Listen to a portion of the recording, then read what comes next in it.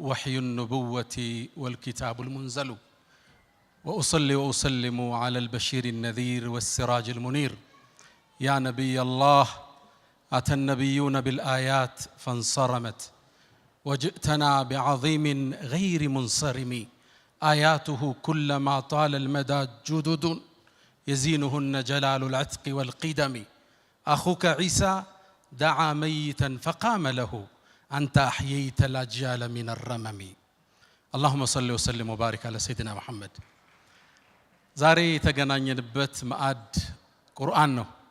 ቁርአንን ያሐፈዙ ሰዎችን ለማክበር ዝግጁ ነን አይደል? እስኪ ቆመን አንዴ እናጨብጭብላችሁ። ቆሙ እስኪ ሁላችን። አላሁ አክበር አላሁ አክበር። እባካችሁ ቁርአን ያሐፈዛችሁ ወጣቶች እንኳን ደስ አላችሁ። አላህ ቃሉን ንግግሩን በእናንተ ልቦና ውስጥ ለመጠበቅ ስለመረጣችሁ እንኳን ዳግም ደስ አላችሁ። ኢና ነሕኑ ነዘልና الذክራ ወኢና ለሁ ለሐፊዙን። ከባድ የሆነ የብረት አጥርን ያደረገው አላህ ይህን ቁርአን ለመጠበቅ።